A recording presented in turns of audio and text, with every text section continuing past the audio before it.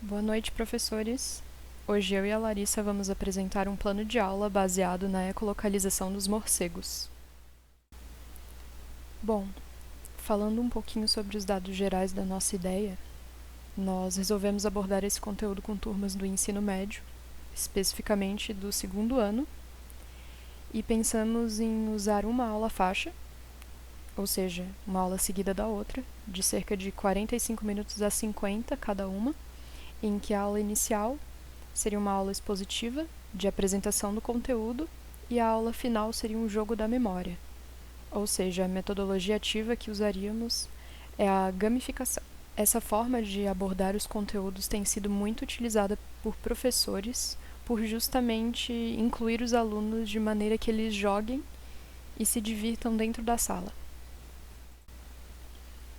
Agora, falando um pouquinho sobre o objetivo geral do nosso plano de aula, seria proporcionar o aprendizado integrado das características morfofisiológicas e ecológicas de Quiróptera, de maneira a aprofundar o entendimento acerca dos mecanismos de ecolocalização e suas influências na vida desses animais.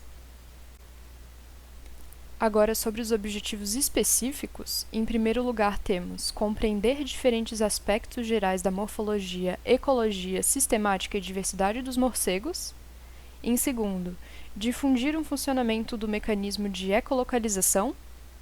Em terceiro, correlacionar a emissão sonora com o fenômeno do biosonar. Em quarto, analisar os principais exemplos de tipos de ecolocalização. E, por fim, discorrer acerca da história evolutiva desse mecanismo. O nosso plano de aula englobaria a competência específica 2, da BNCC do ensino médio, e a habilidade a ser desenvolvida diz respeito às análises das diversas formas de vida e níveis de organização.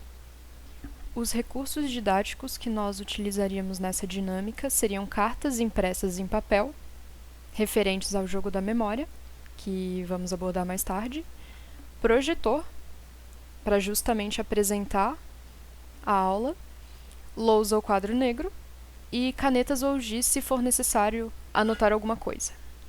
Agora eu vou falar brevemente dos conteúdos que nós abordaríamos na aula inicial, que seria a aula expositiva do conteúdo.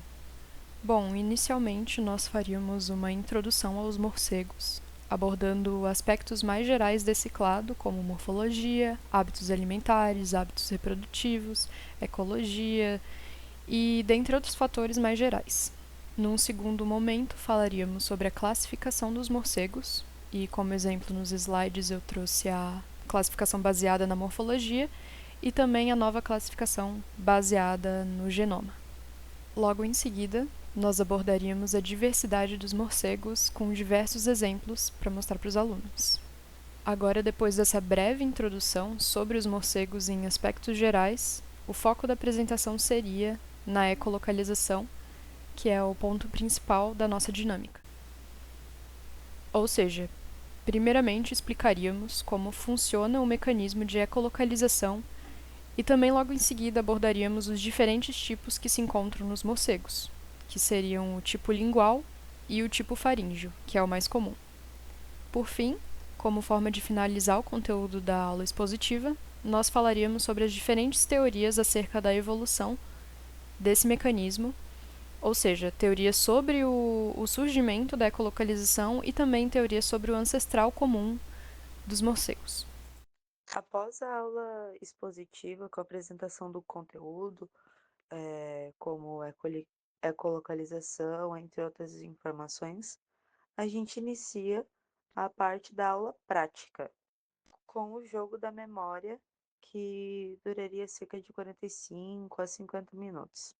Esse jogo da memória foi feito inspirado nas cartas de Pokémon, só que com morcegos brasileiros.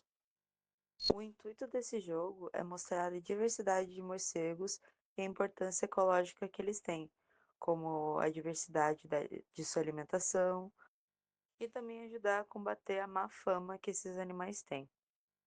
Cada carta possui informações importantes e também uma foto desse animal. Informações como o peso, a espécie, o nome popular e algumas curiosidades. O jogo da memória permite adaptações, como o aumento da dificuldade, a gente pode aumentar a quantidade de cartas. Também podemos adquirir, adicionar informações diferentes em cada carta da mesma espécie. E esse jogo também pode ser adaptado às espécies de morcegos de qualquer região que a gente poderia lecionar. E cada vez que um aluno consegue encontrar a carta correspondente, é uma oportunidade de dividir com a turma o animal novo que ela descobriu e informações novas. Então acaba sendo uma competição muito produtiva, ajudando na memória e fazendo com que esses alunos até decorem os animais dessas cartas. E também no final do jogo podemos apresentar os sons que os animais dessas cartas emitem. E, por fim, a avaliação desse conteúdo seria feita através do engajamento e participação dos alunos nessa atividade. Bom, esse foi o nosso PPCC e muito obrigado por acompanharem até aqui.